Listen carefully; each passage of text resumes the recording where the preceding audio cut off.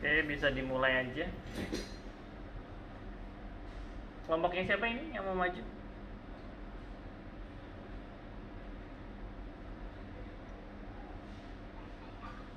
Oh ya, kelompok 4 silakan deh.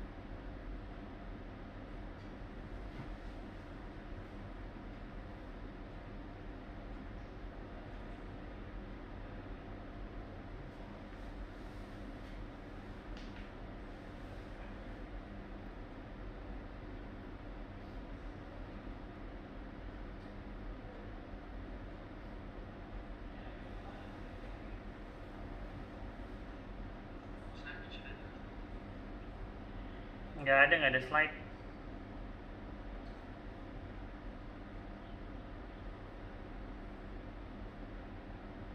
Sekarang sudah ada Bapak? Ya udah ada. Oke, baik. Assalamualaikum warahmatullahi wabarakatuh. Salam. Ya, kali ini kami akan datang untuk PKG yaitu pada poin-poin-poinnya. Oke, untuk yang pertama yang akan dijelaskan itu adalah parit. Parit. Silakan. Ya baik.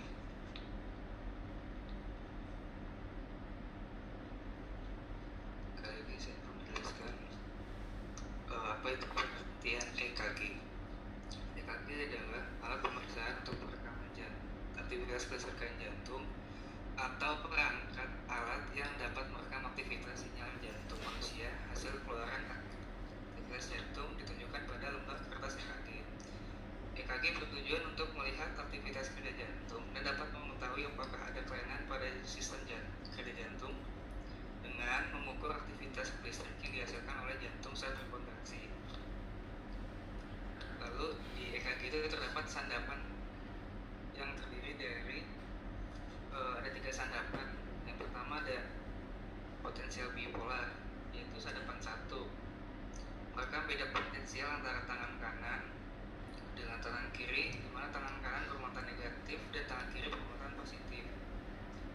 Lalu ada sandapan 2, merekam beda potensial antara tangan kanan dengan kaki kiri, di mana tangan bermuatan negatif dan kaki kiri bermuatan positif. Mereka beda potensial antara tangan kiri dan kaki kiri, di mana tangan kanan bermuatan negatif dan tangan kiri bermuatan positif. Lalu ada sandapan unipolar ekstremitas, itu ada sandapan AVR, yaitu merekam potensial listrik pada tangan kanan, di mana tangan kanan bermuatan positif, tangan kiri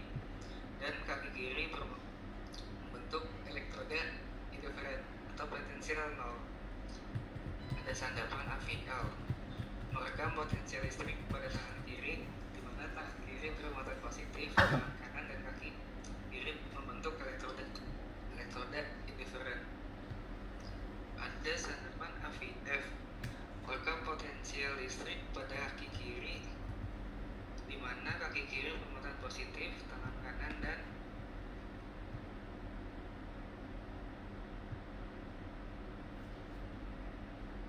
ada sandapan unipolar prekordial, yaitu merekam besar potensial listrik jantung dengan bantuan elektroda yang ditempatkan di beberapa tempat di dada. Elektroda indiferen diperoleh dengan menggabungkan ketiga elektroda ekstremitas. Sesuai dengan nama elektrodanya, ada V1, V2, V3, V4, V5, dan V6. Untuk V1 elektroda positif itu ada di ICS4 linear parasternal kanan, parasternalis kanan. V2 yaitu ada elektroda positif pada ICS4 linear parasternalis kiri. V3 itu V antara V2 dan V4. Untuk V4 itu ada letaknya ada di ICS5 linear media clavicularis kiri. Untuk V5 itu elektroda positif pada ICS5 pada linear axillaris anterior kiri. Untuk V6 elektrodanya positif itu letaknya ada di ICS5 linear axillaris medialis kiri.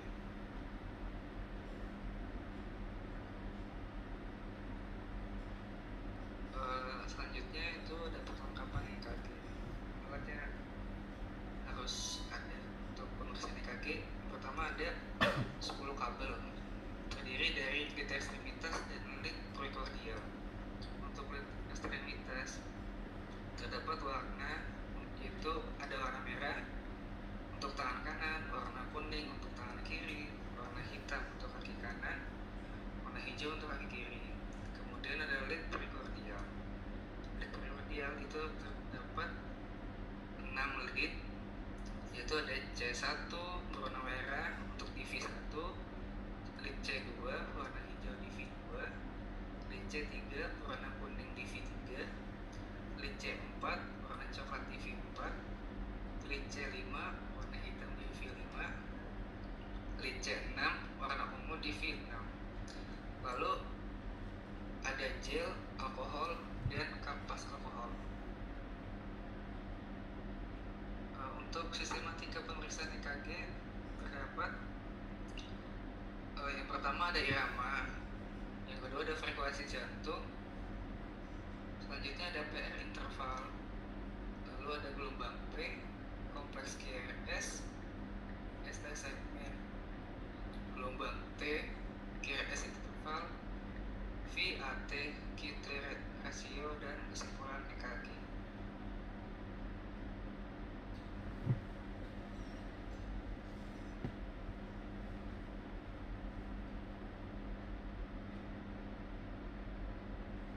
Untuk kali ini kita akan membahas ada 4 pembahasan.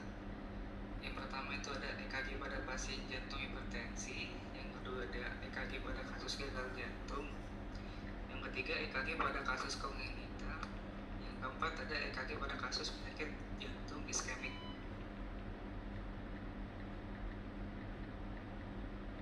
Selanjutnya akan dilanjutkan oleh Ferry.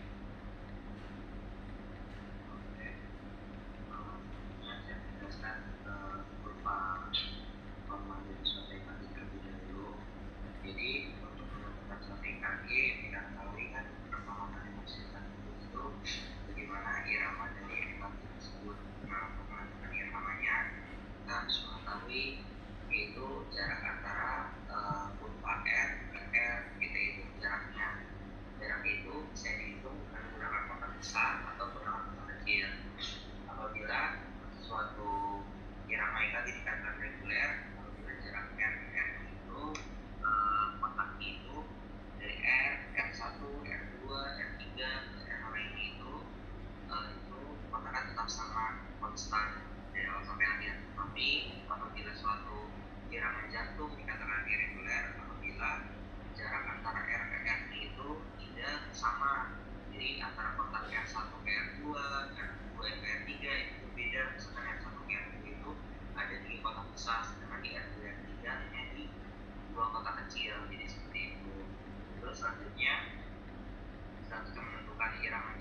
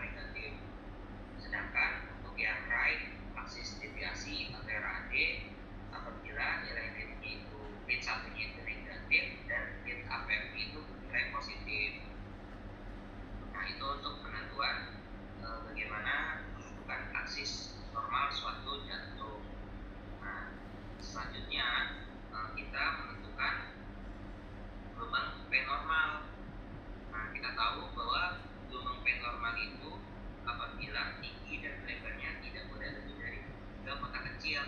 Atau kita tahu bahwa satu kotak kecil itu kan berdiri 0,04 sekon. Jadi tidak boleh tinggi dan lebarnya itu adalah 0,12 sekon. Nah, apabila dalam suatu kurva P atau diagram P ditemukan suatu kelainan, maka kelainan yang terjadi adalah apabila kurva P yang kita temukan ini tingginya lebih dari 3 kotak kecil dan lebarnya masih normal, maka itu terjadi gambaran P pulmonal, yang mana P pulmonal ini menandakan terjadinya pembesaran hipertrofi atrium kanan.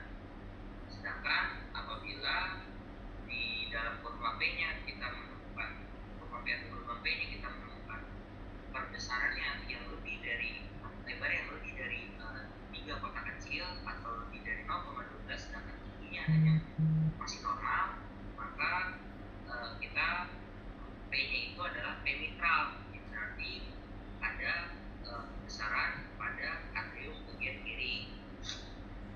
Nah, itu untuk menentukan gelombang P normal. Nah, kita tahu bahwa gelombang P normal itu selalu positif di lead 2 dan selalu negatif pada lead APR. Nah, selanjutnya kita menjelaskan tentang bagaimana interval kurva PR.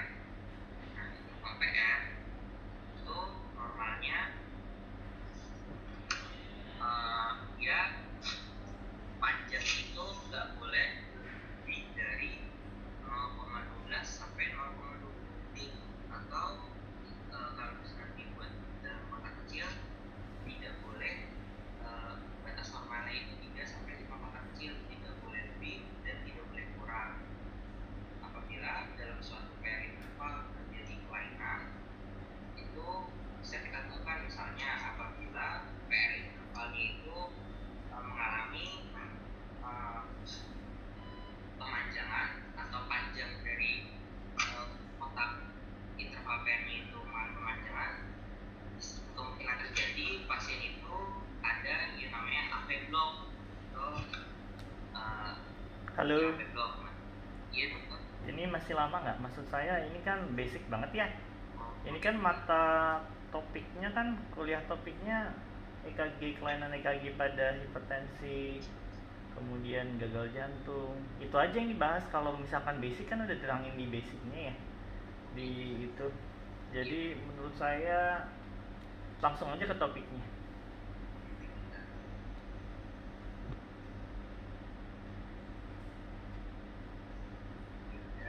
Langsung ke topiknya.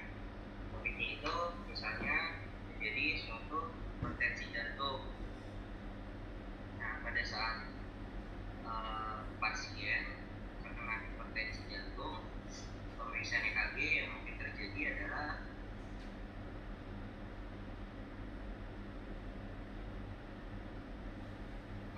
yang terjadi kita dapat menemukan yaitu adalah hipertrofi ventrikel kiri. Nah, hipertrofi ventrikel kiri ini gambarannya itu kalau misalkan kita lihat kriterianya itu dia pada sadapan prekordial, yaitu sadapan P1, P2, P3, P4, P5, P6 itu apabila kriteria itu tinggi gelombang R di V5 atau V6 lebih dari 27 mm atau dari 27 kotak kecil, untuk tinggi gelombang R pada lead V5 itu tingginya itu lebih dari 27 mm. Nah, kan kita tahu bahwa satu kotak besar ini terdiri dari 5 kotak kecil. Nah, itu tingginya di V5, R di V5 atau di R di V6. Kita hitung tingginya. Apabila kita menemukan tinggi yang lebih dari 27 mm, maka pada pemeriksaan, pada interpretasi EKG-nya itu terjadi yang namanya hipertrofi ventrikular kiri, ventrikel kiri. Nah, selain itu juga dalam gelombang S-nya di V1 apabila kita tambahkan dengan tinggi gelombang R di P5 atau P6, tingginya itu lebih dari 35 mm atau 35, tingginya itu 35 kotak kecil, lebih dari 35 kotak kecil. Nah, apabila kita menemukan pada ini kurva S-nya itu kita tambahkan dengan kurva S GP1, kita tambahkan dengan tinggi R yang ada pada gelombang pada P5 atau P6, kita gunakan itu tingginya lebih dari 35 mm, maka itu sudah termasuk kriteria hipertrofi ventrikular kiri. Nah, terus selain itu juga kriteria lainnya adalah terjadi depresi segmen ST dan juga inversi gelombang T yang asimetris pada P5 dan P6. Nah, peningkatan tekanan di ventrikel kiri ini menyebabkan penebalan konsentris di ventrikel kiri sebagai mekanisme kompensasi. Peningkatan penebalan lembaga ventrikel akan menyebabkan ukuran kavitas ventrikel jadi mengecil. Penyebab dari hipertrofi ventrikel kiri bisa jadi karena hipertensinya, lalu bisa karena penyakit aorta, regurgitasi mitral, penyakit jantung koroner kronik, hipertrofi karena kelainan nutrisi bisa seperti beriberi, hepatitis kronik, ataupun bisa penyakit jantung bawaan pada arteriosus persisten, lalu koartasi aorta, dan atresia tricuspid. Nah, itu untuk gambaran di hipertensi jantung. Biasanya kita menemukan hipertrofi ventrikel kiri. Nah, apabila pada pasien gagal jantung, kita lihat bentuk EKG-nya. Bentuk EKG-nya biasanya ditemukan sinus takikardi. Misalkan gagal jantung itu kita bisa menemukan gambaran sinus takikardi. Nah, sinus takikardi ini gambarannya itu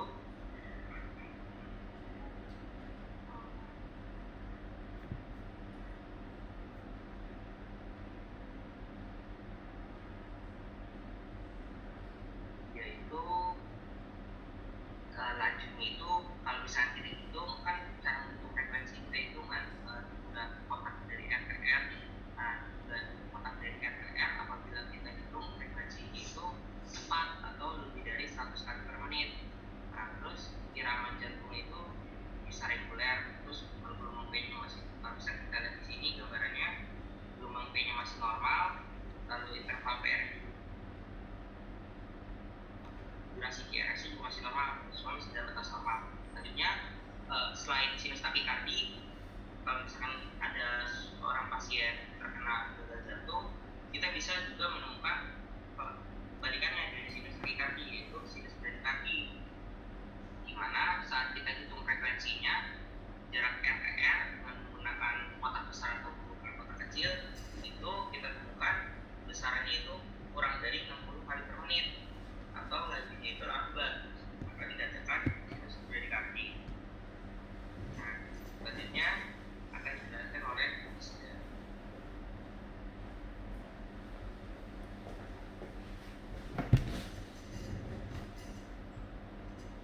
Halo.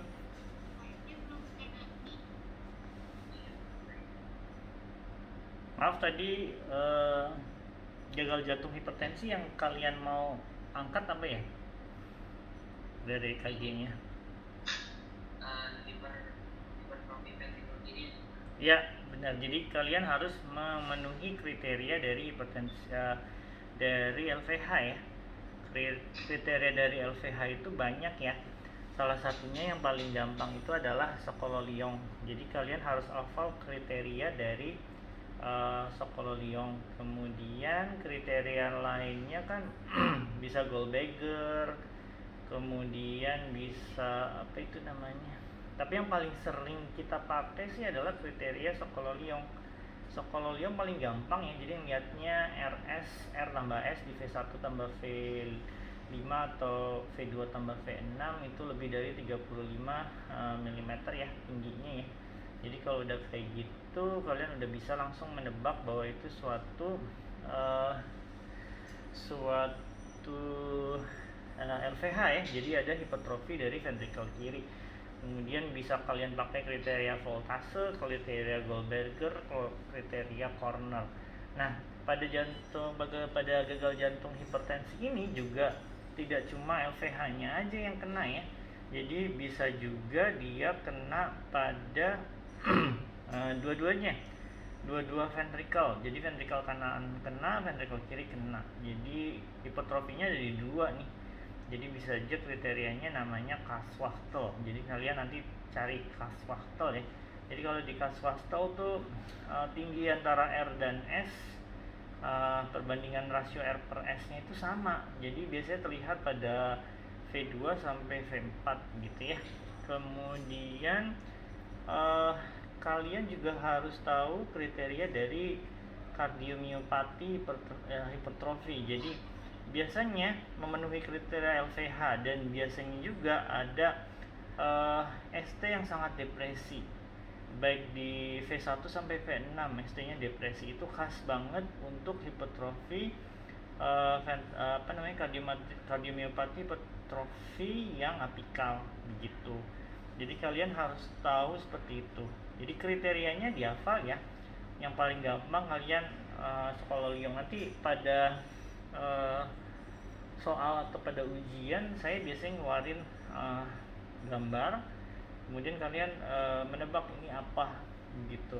Nah, kriteria yang dipakai apa, misalkan EKG R banding S-nya sama-sama besar dari V2 sampai V5 gitu. Ini kalian nebak nih, ini kriterianya apa yang dipakai.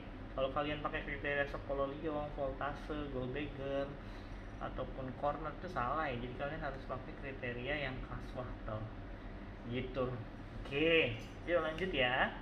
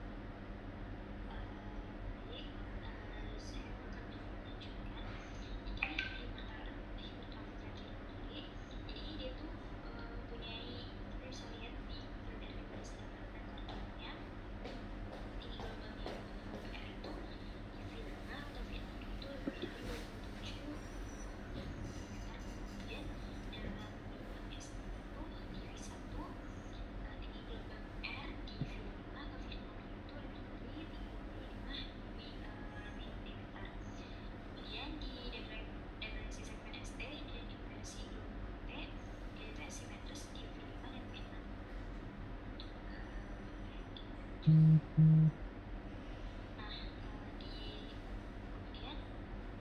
LBB atau Live by the Bridge Framework itu mempunyai kriteria. Dia tuh yang pertama itu ada konflik KRS itu lebar dan metalik bisa dekat satu di AVL, V5 dan V6. Kemudian tidak dijumpai gelombang Q bisa dekat satu V5 dan V6, dan kadang-kadang disertai depresi segmen ST, dan gelombang T inversi bisa dekat satu AVL, V5 dan V6.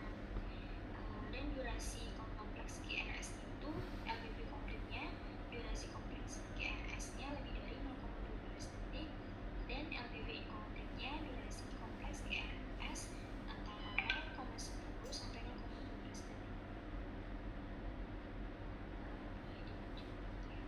Nah, kemudian di sini ada penyebab penggunaan yaitu Halo, saya mau lihat dulu deh dari gagal jantung. Oke, jadi kalau pada gagal jantung EKG-nya itu bervariasi ya. Bisa mulai dari sinus takikardi, bisa mulai dari sinus, bisa juga dari hipertrofi ventrikel kiri. Intinya adalah kalau dari gagal jantung kita tidak bisa menebak bahwa oh dari EKG ini gagal jantung, enggak. Kita harus sesuaikan dengan kriteria klinisnya, sign and symptom dari gagal jantung. Tapi kita bisa menduga kalau misalkan dia gagal jantung dengan fungsi ventrikel kiri yang masih bagus. Biasanya sih EKG-nya normal-normal aja ya, paling enggak dia cuman hipertrofi ventrikel kiri ya. Kemudian kalau misalkan dia ada apa tuh namanya, tergantung dari jenis gagal jantungnya. Kalau misalkan dia gagal jantung iskemi, berarti kalian harus lihat tanda-tanda dari infak atau iskemi gitu. Kalau dari infak kan biasanya kalau di infaknya udah lama, udah timbul gelombang Q atau enggak di V1 sampai V3 tuh biasanya Q dalam atau R-nya nggak berkembang atau pure R wave progression-nya nggak ada di V1 sampai V3 itu biasanya terlihat. Nah biasanya juga QRS-nya udah gede-gede itu, ataupun ada pembesaran dari atrium atau enggak ventricle. Kalian juga harus melihat tanda-tanda seperti itu. Jadi harus dilihat dari tanda-tanda pembesaran ventricle, ventricle kiri atau kanan, kemudian ada pembesaran dari atrium kiri atau enggak atrium kanan gitu. Jadi semua EKG pada gagal jantung itu bervariasi ya, tidak ada yang khas banget kecuali gagal jantung karena hipertensi gitu. Kelihatan kalian bisa nemuin begitu. Nanti kalian cocokkan lagi dengan klinisnya pasien, kemudian dengan pemeriksaan penunjang lainnya seperti ekokardiografi gitu. Oke, boleh dilanjutkan.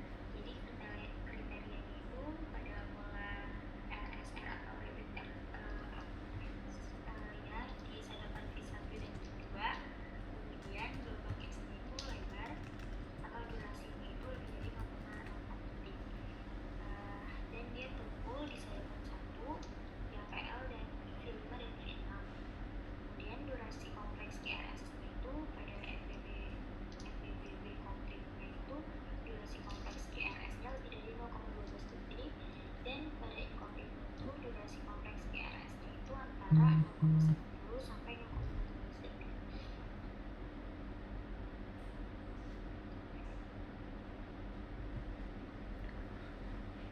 Ya. Jadi di sini hipertrofi ventrikel kanannya mempunyai kriteria. Yang pertama itu dia tuh deviasi aksis ke kanan.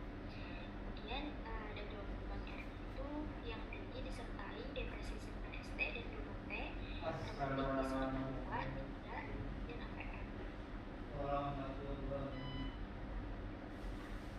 Ya di salah. Ya, kemudian pada hasil itu rasio R banding 1 itu lebih dari 1. Woi.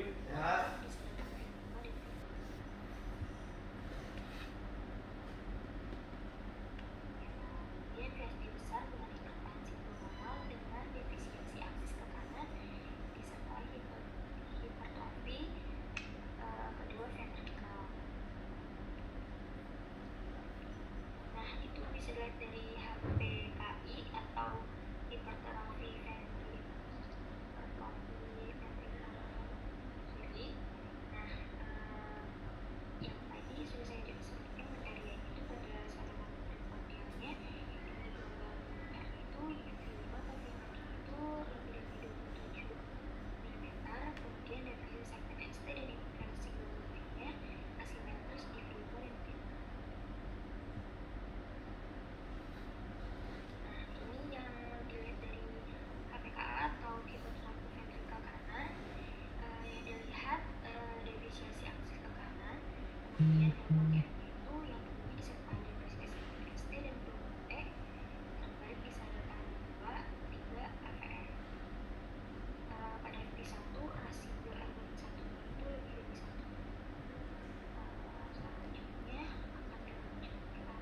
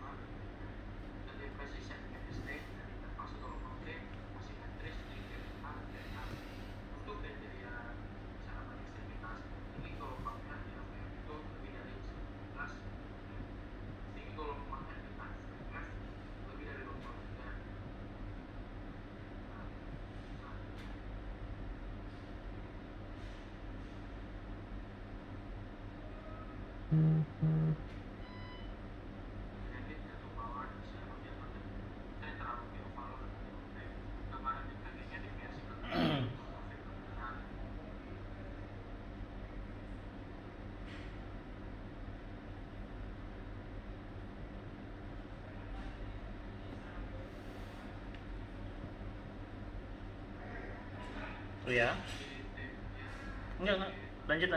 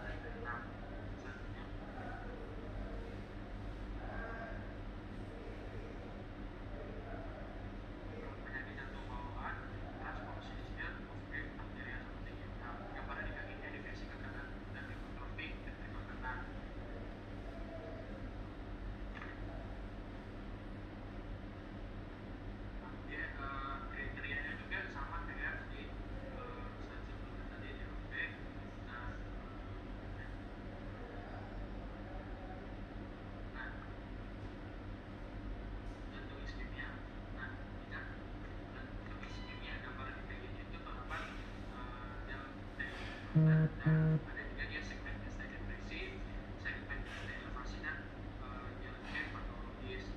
Nah, di gambaran tadi ini gambar lima output BLT bisa normal atau awal terjadi segmen ST elevasi. Dan gambar B-nya dia kita iskemi. Nah, dan gambar iskemi kita ketahui bahwa di EKG yang ada gambar ini tidak terbentuk gelombang S dan tidak ada tidak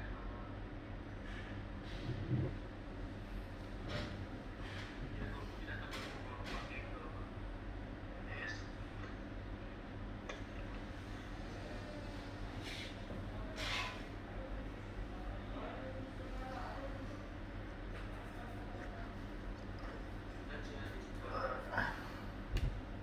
Depresi tipoid disertai depresi segmen ST, DP non muslim di sandapan 1, 2, V2, V3, V4, V5, dan V6. Itu yang sudah kita cari. Nah, untuk jantung iskemi, ini ada beberapa gambaran EKG-nya. Yang gambaran pertama itu adalah gambaran dan gambaran yang kedua itu adalah perubahan spesifik gelombang T dan segmen ST. Nah, gambaran yang ketiga ada itu atrofi ventrikel kiri dengan gangguan repolarisasi. Dan yang keempat itu ada bronchal atas ke kanan, dan yang kelima ada bronchal atas ke kiri, dan yang terakhir ada diafragma jantung. Sekian dari hasil diskusi kami.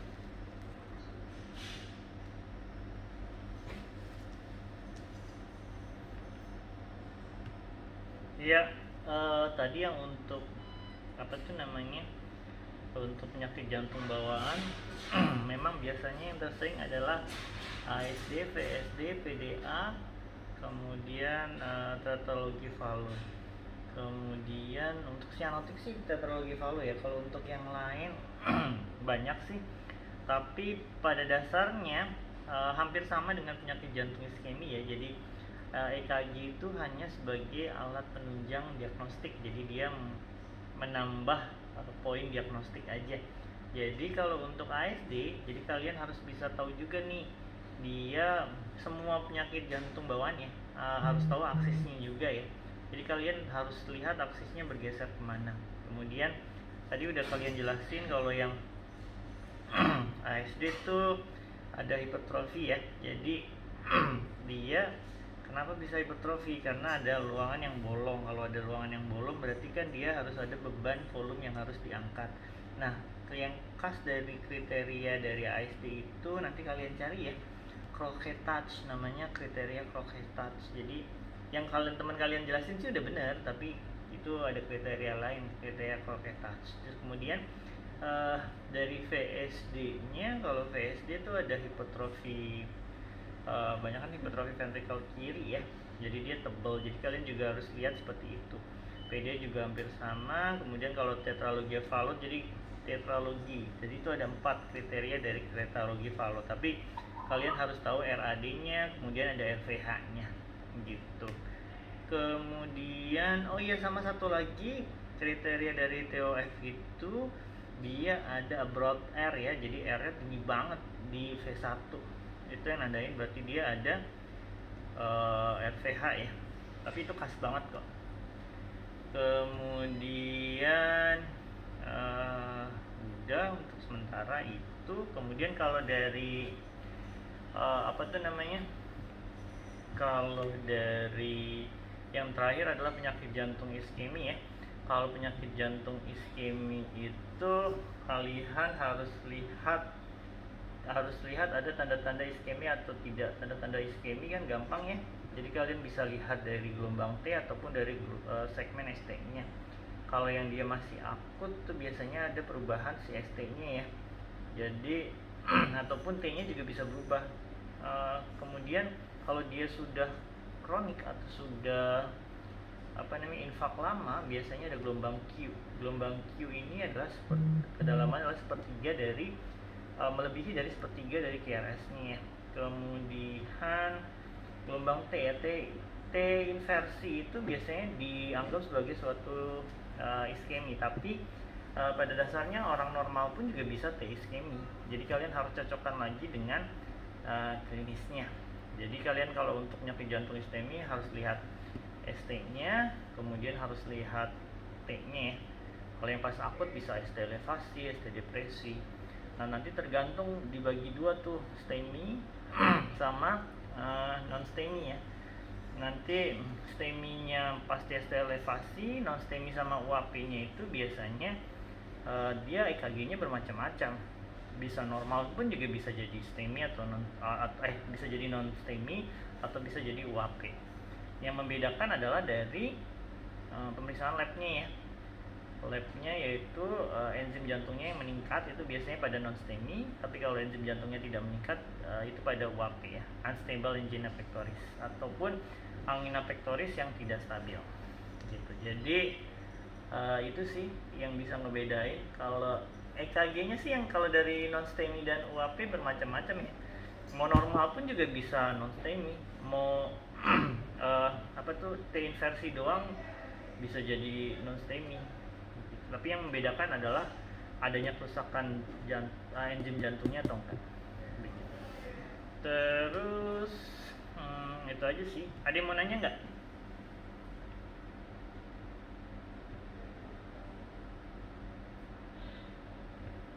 Dari kalian ada yang mau nanya nggak?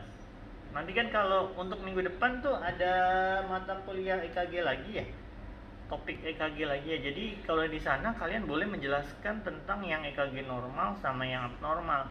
Yang abnormal tuh lebih kalian tekankan pada tachybradyarrhythmia ya. Soalnya belajar EKG itu nggak cuman dikasih dua kali kuliah ya. Misalnya banyak, tapi ya karena padat ya, bloknya cuman satu blok berapa SKS ya? 7 ya kalau nggak salah ya. Berapa SKS sih kalian? Blok cafe ini berapa SKS? Blok CVS berapa SKS Ferry?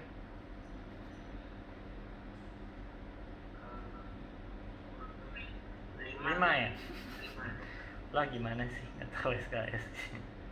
Iya, jadi saya harus ngebagi banyak topik-topik gitu. Jadi kalau untuk dua kali pertemuan saya rasa kurang ya gitu. Tapi ya udahlah, nanti kalian bisa belajar di itu ya, di apa tuh namanya, di bukunya. Ada lagi nggak yang mau nanya? Saya coba lihat dari soal ya.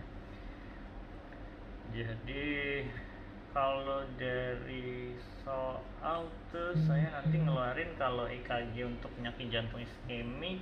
Oh ya, kalau untuk penyakit jantung iskemi nanti kalian harus hafal letak-letaknya ya. Jadi maksud saya adalah kalau misalkan ST elevasi di V1, V2, V3, V4 itu apa namanya, terus di 23 AVF itu namanya apa. 23 AVF kan inferior ya, letak dinding yang terkenanya, jadi inferior infark. Nah inferior ini jadi kalian harus lihat posterior dan ventrikel kanan ya. Jadi kalau di ada STEMI inferior, kalian harus cek lead kanan, ventrikel kanan dengan cek lead dari posteriornya ya. Posterior itu adalah 789 ya. Jadi kalian harus ngecek 789. Hampir sama, dia tarik aja ke belakangnya. Maksud saya adalah dia kan biasanya kan di kiri 67 terus dilurusin lagi aja 789 gitu. Kemudian kalau yang ventrikel kanan 34R, jadi ini kebalikan dari 34 yang ada di kiri, tinggal pindahin aja ke kanan gitu ya. Kemudian nanti biasanya komplikasi ya. Komplikasi yang tersering itu adalah pada yang kalau kena di inferior, karena dia ada pelistrikannya berada pada RCA ya. Karena RCA memperdarahi listrik-listrik di jantung ya. Jadi nanti kalian harus tahu ini kemungkinannya kenapa. Dan biasanya terjadi AV block ya pada kalau kena di ventricle kanannya atau karena di RCA-nya ya. Jadi kalian harus tahu itu. Jadi biasanya ada AV block, derajatnya bisa derajat mulai dari rendah sampai paling tinggi ke total AV block. Nah itu nanti biasanya saya keluarin sih di itunya. Kemudian oh iya jantung ini beda. Oh iya, iya. Selain harus hafal, oh iya. Oh nanti kalau untuk penyakit jantung yang apa tuh namanya gagal jantung karena nanti gagal jantung kan ada banyak ya sebabnya ya. Jadi kalau gagal jantung bisa kita tebak dari EKG-nya. Kalau misalkan ternyata dia ada perkembangan gelombang R yang jelek di anterior atau V1 sampai V3 ataupun ada gelombang Q yang jelas terlihat, itu kalian juga bisa tahu tuh. Jadi kalian nebak dari, kalau dari soal kan ada klinisnya sama dari gambaran EKG-nya. Jadi kalian harus nyocokin dengan klinisnya. Kalau klinisnya sesek, cepet capek, kaki bengkak, berarti itu kan ada tanda-tanda gagal jantungnya. Kemudian dari EKG-nya terus kalian lihat ada gelombang Q-nya banyak. Jadi kalian harus bisa nebak, oh ini kemungkinan gagal jantungnya karena apa. Bisa juga karena penyakit jantung koroner atau CAD ya. Kemudian itu oh iya, jadi kalian harus tahu ya perdarahannya ya. Dari EKG kita bisa tahu nih, misalkan dia STEMI anterior, STEMI inferior. Nanti kalian bisa tahu nih pembuluh darah yang terkena yang mana nih. Kalau anterior kan dia cabang utama, jadi biasanya kenanya adalah di LAD ya. Kemudian kalau dari inferior 23 AVF, tapi kalian juga harus tahu tinggi rendahnya. Jadi kalian bisa nebak nih, kalau 23 FF inferior kan kalau nggak kena di RCA atau nggak di LCX. Jadi kalian harus tahu tingginya yang lebih mana nih, tinggi 2 atau 3-nya lebih tinggi nggak, begitu. Jadi kalian harus bisa nebak itu. Ya, itu ada kok di tugas saja buat kalian cari itunya. Utopnya kapan lagi sih utopnya? Kenapa? Senin ya? Berarti campur dong ya sama topik lain ya? Iya. Oke. Kayak kemarin ya anatomi histologi kayaknya soal saya cuman berapa ya? Banyakan soal anatomi juga itu. Yang staphylococcus itu ya? Yang keluar ya? Hah? Oke. Itu kemudian ada yang mau nanya nggak kalian?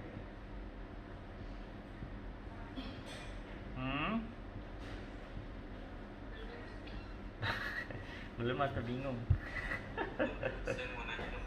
Boleh, siapa tuh? Sabda dong. Ya, Sabda gimana?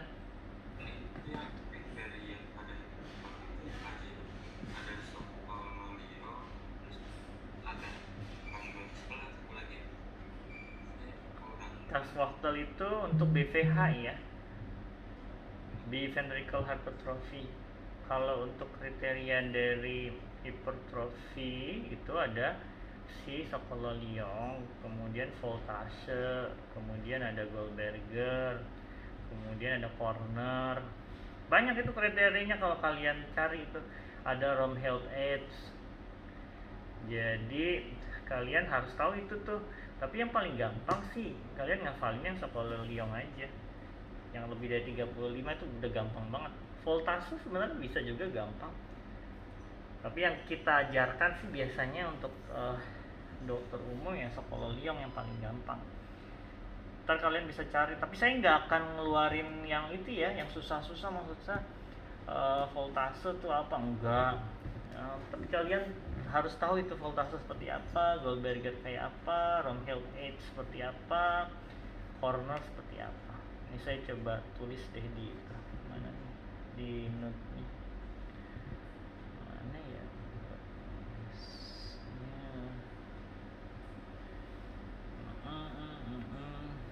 mana nih, kalau bisa chat, saya tulis di chat ya.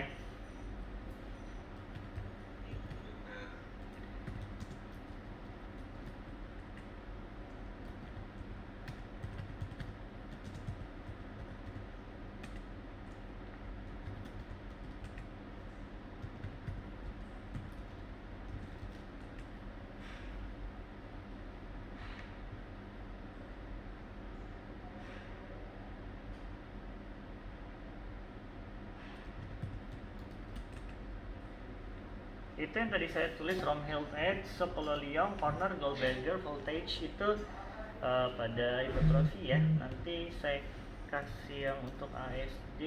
Ini yang paling khasnya itu adalah Croquetage ya, Croquetage. Nah ini kalau VSD mah sama aja lah, VSD PDA tuh hampir sama, berarti hipertrofi ventricle kiri. Kalian harus ingat ya, jadi jangan lupa untuk melihat aksisnya ya. Aksis itu penting kalau buat pada penyakit jantung kongenital. Kemudian kalau untuk iskemik itu kalian lihat gelombang Q, ST, T. Kemudian hipertrofi ya, hipertrofi nanti kalian lihat yang kriteria tadi saya sebutin, sama satu lagi adalah Kurzweil ya, Kurzweil.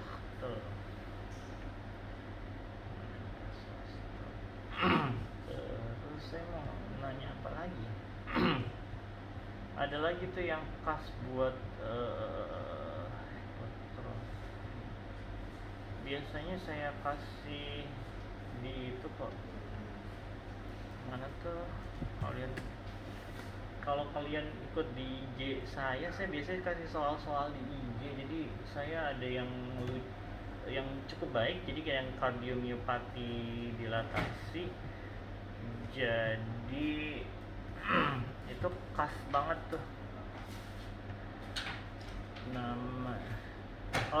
namanya ada, kalau kalian lihat tuh ada yang T-nya inverted banget, namanya adalah spaceship gitu ya, spaceship. Nanti kalian coba cari ya, saya tulis ya. Space itu kayak sekop ya, spaceship EKG for apical HCM.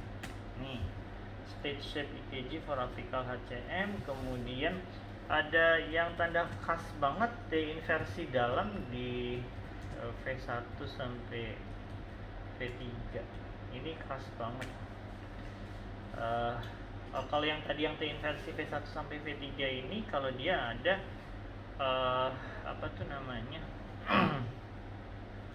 Dia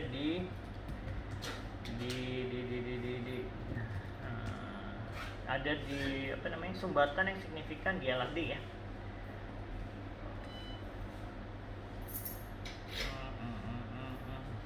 Pokoknya kalau ada T inversi dalam, kalian tembak aja, kemungkinan adalah LAD yang terkena kriteria. Oke, ada yang lain nggak?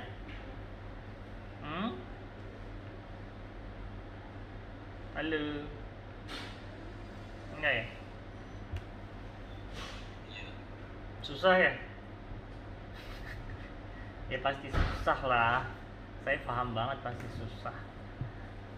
Jangankan kalian, nanti pas udah dari dokter umum pasti pada lupa. Saya yakin EKG pada lupa. Tapi tenang aja, nanti masih ada banyak pelatihan kok, banyak pelatihan EKG. Sebenarnya kita mau melatih ya di ini, tapi saya nggak tahu, belum di ACC kali sama Pak Dekan kita. Jadi kalau saya rasa, kalau nggak ada lagi yang mau ditanya, saya mau nanya apa gimana? Aku diudahin aja. Kalau enggak, ini PR-nya aja ya, PR kalian ya. Kalian cari nih, tugas kalian deh, Romhild Edge, Sokololiong, Corner, Goldberger, Voltage. Ini ASD Croquetage. Terus untuk iskemik, hipertrofi untuk BVH yang Kurzweil, spaceship EKG for apical HCM. Jadi kalian cari kriterianya. Terus ada kalau yang untuk apa tuh namanya, significant,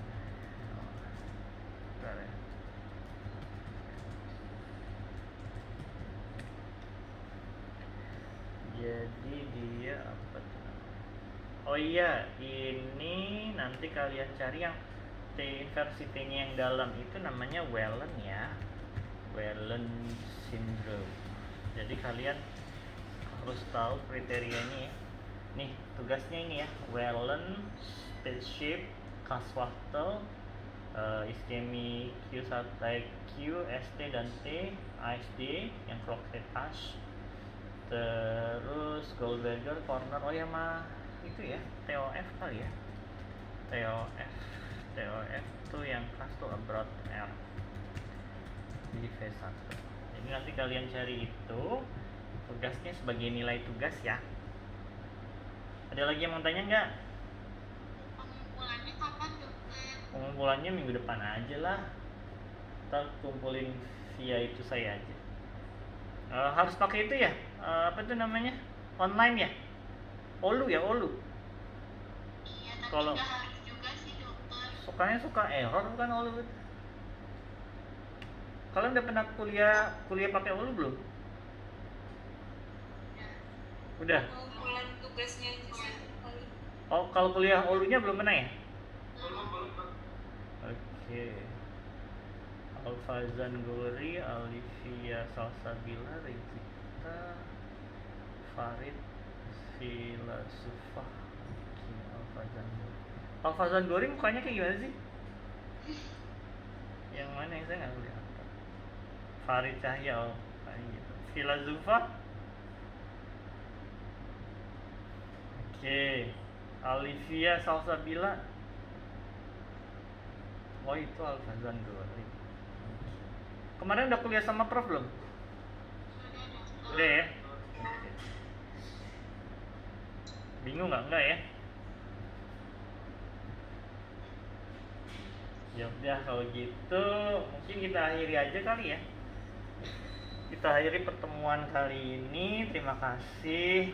Nanti kalau nggak salah Dokter Zaim diskusi juga ya kayak gini ya? Udah menghubungi Dokter Zaim belum ya? Belum masuk kuliahnya ya? Oh ya udah. Tapi sekarang sih lebih enak diskusi kayak gini. Oke, nanti kalian akan diminta slide-nya tuh sama dokter siapa ya? Dokter Irena kalau nggak salah ya. Ada yang udah pernah diminta sama dokter Irena belum? Oh belum. Oh ya udah. Oke, ya udah gitu aja. Kalau dari saya cukup sekian. Jadi saya juga, maksud saya kalau EKG itu emang susah ya. Jadi belajarnya pelan-pelan. Tapi pasti semangat, pasti bisa kok. Ya. Ya udah saya akhiri dulu pertemuan ini. Assalamualaikum warahmatullahi wabarakatuh. Terima kasih semuanya. Terima kasih dokter. Terima kasih dokter.